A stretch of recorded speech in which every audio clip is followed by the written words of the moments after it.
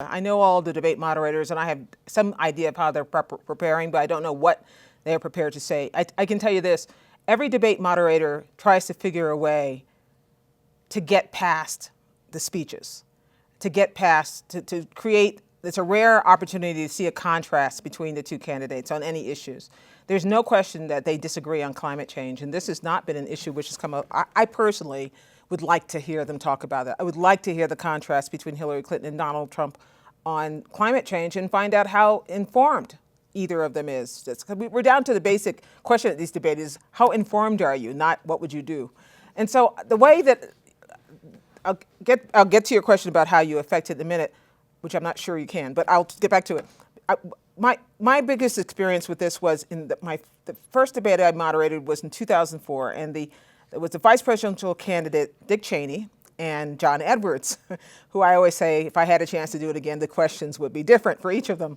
But at the time I was trying to figure out, there's only one vice presidential debate, how do I get them to talk about something that's off their topic, something they haven't rehearsed for, something they wouldn't expect?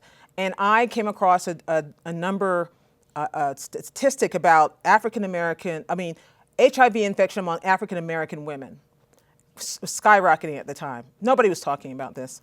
And I prefaced my question by saying, you've all both talked about AIDS in Africa. I want to talk about AIDS in this country. Please don't talk about AIDS in Africa. What would you do if you were in this administration about this issue about skyrocketing HIV infections among African-American women? It's very specific. Dick Cheney's response was, oh, I didn't know that. End of the response. John Edwards' response was, well, let me give you my 3-point plan for AIDS in Africa. I found out afterwards from people who prepped him for that debate that was the question they thought I was going to give them, an AIDS in Africa question. So he didn't even hear the distinction. It just clicked in. And so at one point I had a choice. Neither of them answered the question. Neither of them knew about it. And I could have chased them around the table, but I kind of made a decision as a moderator that the viewers at home had done and learned what they needed to learn about this, which is that none of them knew or cared. And I, to this day, all these years later, still get people who walk up to me and say, love that AIDS question. People remember when these candidates reveal themselves for what they are, for what they don't know and what they do know. So I think that's part of the moderator's responsibility, to let the viewers at home know what these guys or women in this case are capable of. I don't know what for sure what the format is this year, but I do know that at least in the town hall debate, they are making some effort to solicit questions on Facebook or from online.